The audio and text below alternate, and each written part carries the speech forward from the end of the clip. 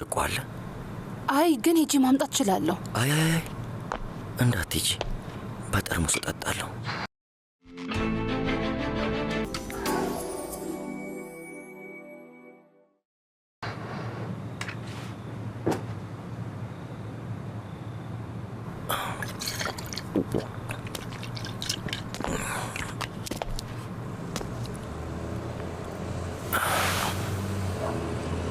ክፍልሽ ገብቼ አላውቅም። ቆንጆ ነው። ወደሽዋል አይደል? ክፍሉን ማለቴ ነው። አዎ ቆንጆ ነው። ማለቴ በጣም ነው ደስ የሚለው። ለምንድን ነው የምትቆሚው? ነይ ወደዚህ። አይ ችግር የለውም። እስኪ ተይ፣ ምሽቱን በሙሉ ልትቆሚ ነው እንዴ? ነይ ነይ ተቀመጪ። ፈርተሽ ነው?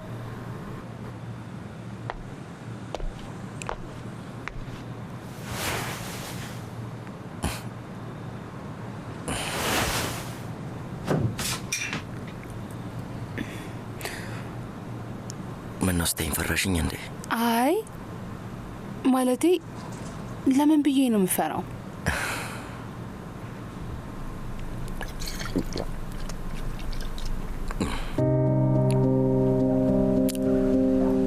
እኔ አልጠጣም። ጠጪ፣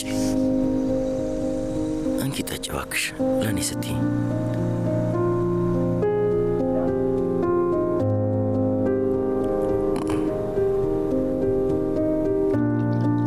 ይመራል እንዴ? በጣም ይመራል።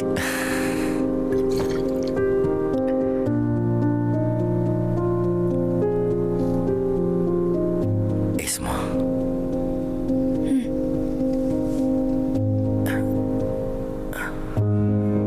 ከአንቺ ፍቅር እንደያዘኝ ታውቂያለሽ አይደል?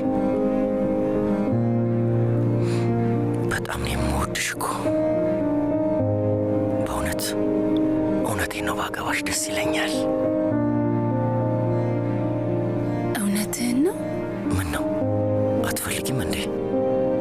እፈልጋለሁ። ማለቴ በጣም እፈልጋለሁ።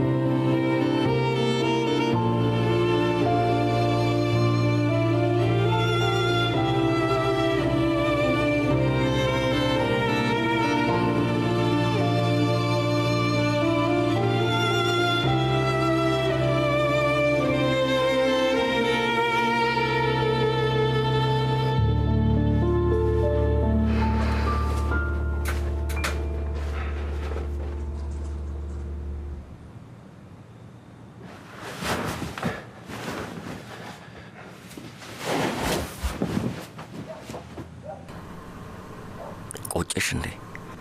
ማለቴ ከትዳር በፊት መሆኑ። በቅርቡ እንጋባለን። ምንም ነገር አትፍሪ እሺ? በይ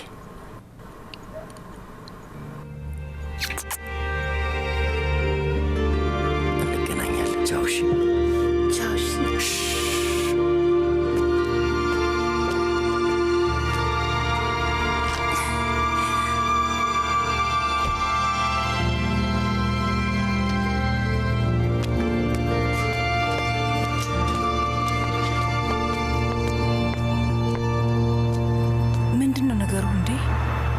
እዚህ ምን ሊያደርግ መጥቶ ነው? ቆይ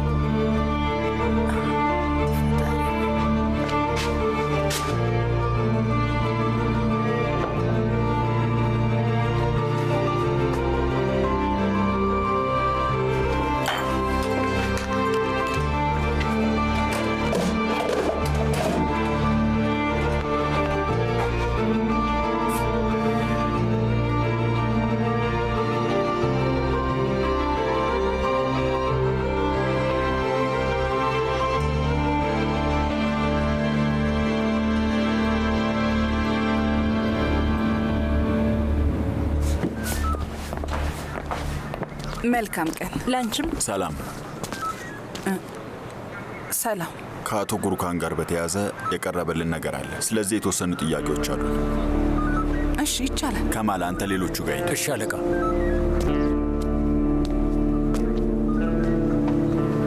ስማን ልበል? ሱምሩ ሻንሳላ ዴቭሬስሊ። ሱምሩ ዴቭሬስሊ። ዴቭሬስሊ የአቶ ጉሩካን ወንድሜን ካገኘሁት የተወሰኑ ቀናት ሆኖታል ብሎኝ ነበር። ምናልባት የሆነ ነገር ሆኖ ይሆናል ብሎ ፈርቶ ነው። ለመሆኑ ለመጨረሻ ጊዜ የተገናኛችሁት መቼ ነበር? እኔ እንግዲህ ያገኘሁት ሮብ መሰለኝ። አዎ ሮብ ነው የሚሆነው። ልክ እንደ ሁሌ ከስራ በኋላ ቻው ተባብለን ነበር የተለያየ ነው። ይቅርታ ግን ወንድሞቼ፣ ሮብ እዚህ ነበር አይደለ? አዎ ሮብ ነበረ። አዎ ልክ ነው፣ ሮብ ነበረ። ግን ከዛ ወደ ሱቅ መጥቶ አያውቅም። እሺ ጥሩ። ከዛ ቀን ወዲህ በስልክ ተነጋግራችሁ ታውቃላችሁ? አይ አናውቅም። መቼም የስልክ ጥሪዎቹን ተመልክታችኋል አይደለ? ቆይ ግን ምንም ፍንጭ አላገኛችሁ? አላገኘንም ወይዘሮ ስምሩ፣ ምንም አይነት ፍንጭ አላገኘንም። ግን ስልኩ መኪና ውስጥ አግኝተን ነበረ። መኪናው መካከለኛ መኪና ማቆሚያ ነበረ።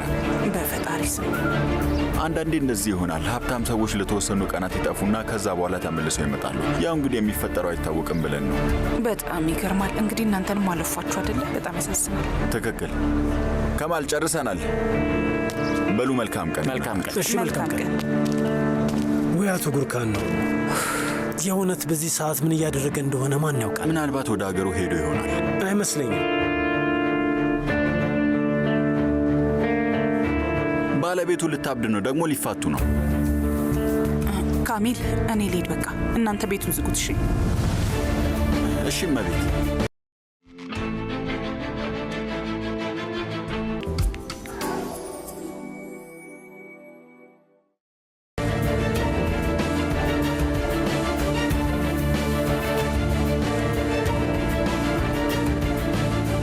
እሺ መቼም ለምን እንደተሰበሰብን ሁላችሁም ታውቃላችሁ አይደል?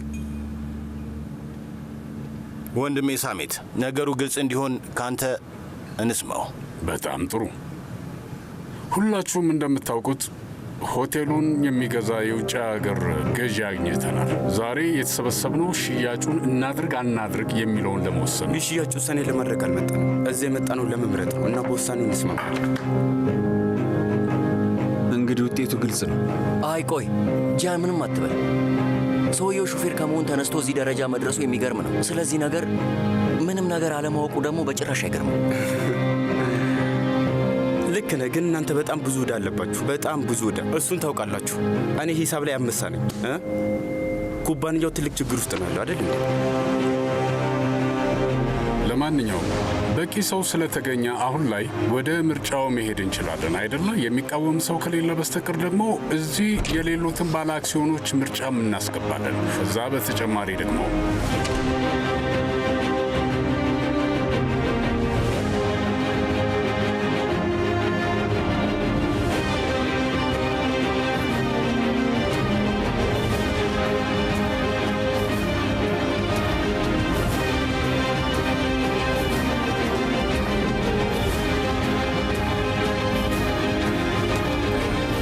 እቃወማለሁ። እንግዲህ የኩባንያው አክሲዮን ያዥ እንደመሆኔ መጠን ራሴ መምረጥ እፈልጋለሁ። እሺ፣ ሌላ የሚቃወም ሰው ከሌለ ወደ ምርጫው መሄድ እንችላለን። አዎ፣ ምንድነው የምንጠብቀው ሰዎች?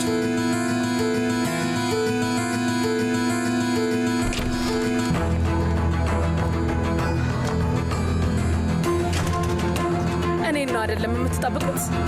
ውጭ በጣም ነው የሚበርደው። ልሞት ነበር። ውይ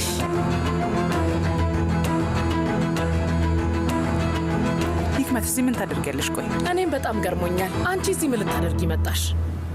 አንቺ አክሲዮን የለሽም አይደለም እንዴ? ምን ማለት ነው አክሲዮን የለሽም ማለት? አንቺም ታውቂያለሽ አይደል? መቼም የኩባንያው አክሲዮን ያዥ ነኝ። እረስተሽው ነው እንዴ? አልነገርካትም እንዴ? ወይ በጣም ይቅርታ። እኔ ልንገርሽ፣ በቃ ያንቺ የነበሩት አክሲዮኖች ነበሩ አይደለ? አሁን ያንቺ አይደሉም። ምክንያቱም ወንድሜ ሁሉንም ለእኔ ሰጥቶኛል። ምን ማለት ነው ደግሞ ይሄ? እንግዲህ ሱምሩ ለሳሜት በሰጠችው ውክልና ምናምን ነገር ነው። የሆነው ማለቴ እውነት ለመናገር እርግጠኛ አይደለሁም። ብቻ አሁን አክሲዮኖች ወደ እኔ ተላልፈዋል። እሱም ብቻ ነው የማውቀው የኔ ልጅ። የእውነት አንተ እንደዚህ ያደረግ ሳቢት? ምን ማለት ነው? እንደዚህ ያድርግሃል ማለት ነው? እና ታዲያ አንቺ ከዚህ ሰውዬ ጋር ስታሴሪ ዝም ብዬ እንድመለከትሽ ነበር የምትፈልጊው? ንገሪኝ፣ እንደዛ ነው የፈለግሽው? በይ እሺ በቃ አሁን ምርጫውን ቶሎ እናድርግ። እሺ አሁን በቂ ሰዎች ስላሉን ምርጫውን መጀመር እንችላለን ማለት ነው። ሰዎች የሻንሳላን ሆቴል ሽያጭ ነው አጀንዳው። ስለዚህ አሁን ሆቴሉ ይሸጥ የምትሉ እጃችሁን አውጡ።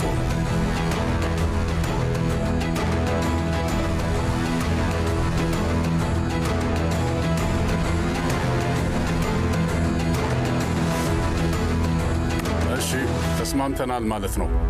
በዚህ ምርጫ መሰረት የሻንሳላን ሆቴል ሽያጭ በቅርብ ይፈጸማል ማለት ነው። አንበሳ ወንድሜ። እውነት ለመናገር ታሲኒን ይሸል እስከ ዛሬ በጣም ብልህ ሰው ነው ብዬ ነበር የማስበው። እንደዛ አይነት ነገር ታደርጋለህ ብዬ አንድም ቀን የሆነት አስቤ አላውቅም። አስገርመኝ። የእውነት ከምልህ በላይ በጣም ገርመኝ። ምን ይመስላል? ደስ ይል ነበር አይደል? ኮራ ብሎ መራመድ እና በድሎት መኖር። አሁንስ እንዴት ነው? ምን ልታደርግ? በደንብ ለምደው ነበር አይደል? ግን ህይወት እንደዚህ ነች። ጥሩ ነገሮች ያበረክቱ። እንግዲህ ምንም ማድረግ አይቻልም። አይዞ፣ ቶሎ ትለምደዋለህ። ትልቁን የህይወት ስህተትን የሰራው የምለው ገብተዋል። በጣም አመሰግናለሁ።